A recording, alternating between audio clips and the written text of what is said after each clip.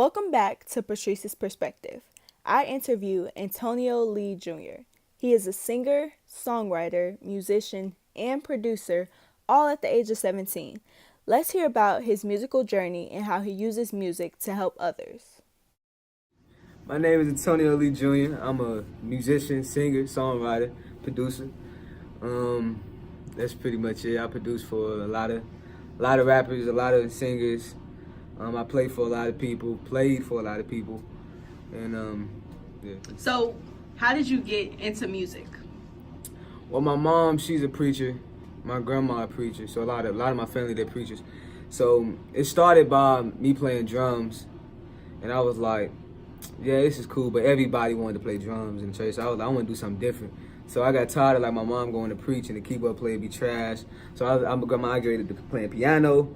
Cause my older brother used to play piano, so I was like, yeah, it looked like something challenging. So I started playing piano. Then I moved to like bass guitar, acoustic guitar, and then it all basically started in church.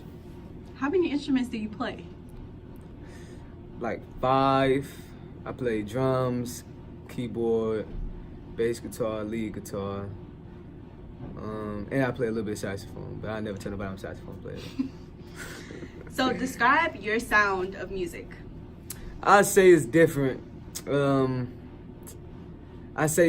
really put everything I have into my music because I'm a firm believer on like music should really connect with people. Like I feel like I always want somebody to listen to my song and be like, yeah, bro, I listened to this and I decided not to give up. 'Cause, I've been in some of my lowest places and stuff like that. So it's like everything I sing in my music is all real. It's all like organic. It's like I'm not singing about something I've never done or sing about something that I wish I've done. It's all about my past experiences and how I feel in the moment. So I describe it saying that it's real personal. Right. So you said you're a songwriter. What is your process when writing a song? Well, I'll make a beat or somebody will send me a beat and I'll listen to it, and if I really connect with the beat, then like I just start humming melodies and stuff, and really whatever words come to mind, I just start building on top of that. Or like in most cases, somebody give me like a topic, like they'll say like a relationship, and then I think, okay, what have I been through in a relationship, or what can somebody have been through in a relationship that can relate?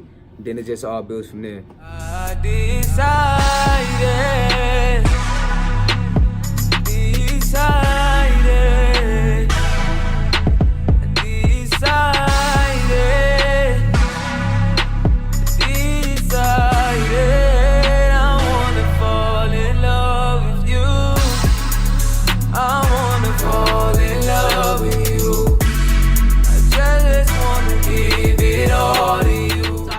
social media that your music has been played on the radio a few times. After something amazing like that, how do you continue to grow as an artist? I really just want to expand. Like I remember when I first saw my stats, I was like in shock. I was like, I never thought that by me being the only one really promoting my music, I'm not with any promotional companies, and me almost hitting 20K plays in like a week and stuff like that. It's like really amazing to see that how many people can connect with my music and really dedicate themselves to really listening to my music, because it's hard being an independent artist trying to get people to listen to your music, because you always, it's always, everybody's not gonna like, what you do, or everybody's not gonna like the music that I make. But I've had people text me like, bro, yeah, I used this line of your song and got my girl back. So I look at it, I be laughing like really, but then like when I saw my songs almost been played 70 times on the radio, it's like, it's just amazing, because it's like God has brought me so far, and it's like, what's next, and like where I can grow is like I don't really know, because it's like I really want to grow more as a songwriter and more of a singer. Like I really want to expand my music to reach different countries and reach like different varieties of people. So is there a specific music genre that you're in, or do you make music for any genre? Well, right now I'm in the R&B bracket, but the reason why I have sort of like a gospel song out, but I haven't released any actual gospel projects or anything yet, because I promised my mom I was gonna get hers done first. So we're almost done with her project, which is really hopefully gonna be done by really like June or July. So I want to make sure I get hers done first before I even really release, because I have gospel songs and stuff that's on my computer and stuff like that. But my mom is like really my number one priority right now when it comes to getting that music done. But I'm open to work with all genres. Like I've worked for like people that did like rock, like jazz and gospel, R&B. So I really do all genres, but as of right now, the only music I have out is like R&B and a little bit of gospel. What struggles have you had as an independent artist?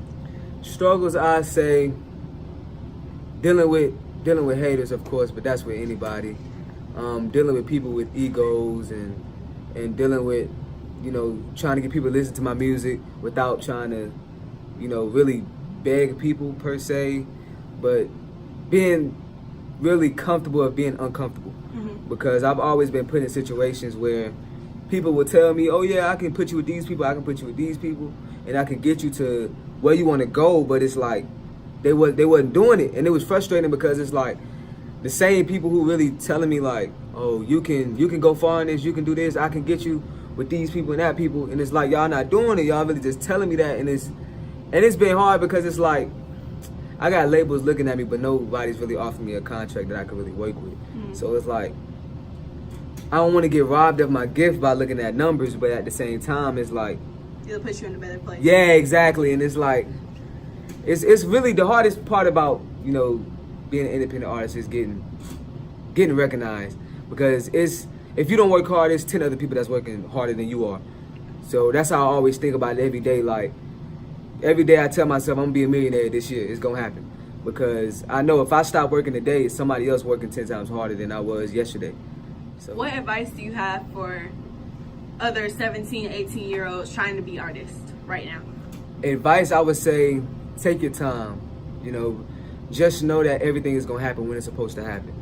Don't rush anything. Like you'll see all these other artists that's young, that's already millionaires and stuff like that, but just take your time, because your time is gonna come. Like it's just probably not your season right now, but your season is gonna come. Because if you try to rush things, then not only are you gonna be mentally drained while still trying to deal with school and still dealing with your personal life, but take your time. And like music is not something that's guaranteed for everyone. Everybody has a talent, everybody has a gift, everybody wants to make it in the music industry, but only really a select few are really capable of really surviving, because every artist worked a 9-to-5 job until they got their hit song. So and it's really about just taking your time. You might be 17, 18 now, but you might not get that hit song until you like 20. So it's just all about just understanding that everything happens for a reason, and everything is not going to happen when you want it to happen. But it's going to happen when it needs to happen. So I've noticed something in a lot of rap songs and R&B songs. A lot of artists talk about doing things by themselves. So for you, has having a mentor or somebody who can help you along the way been very important in your career? It's been extremely important, because I have a lot of music mentors from people who helped me with me learning, how to play instruments, for me learning the business part of the industry. So it's very important having that support system, that they don't want to see me fall. They don't want to see me, get ripped off by looking at numbers. So it's like, it's very important, because by you being young, you don't really know everything. And when it comes to the industry, you don't really understand a lot of the contracts and all the terms like cross collaborations and all that. So it's like when you have somebody who does and is not charging you for it, and they just dropping game on you, it's like it helps a lot, because when you become a sponge and you just soak in all the advice and knowledge that everybody's pouring into you, it's like it means a lot, because it makes you more versatile, and labels are gonna underestimate you because they look at your age and they see that you're young. But when you have that knowledge is something that nobody can take from you. So once you have that knowledge about the things that they don't think you know, it gives you a better percentage of having the career that you want, or having the future that you really want to have. What are your future plans for your career? My future plans is this year I want to get a hit song. I want to.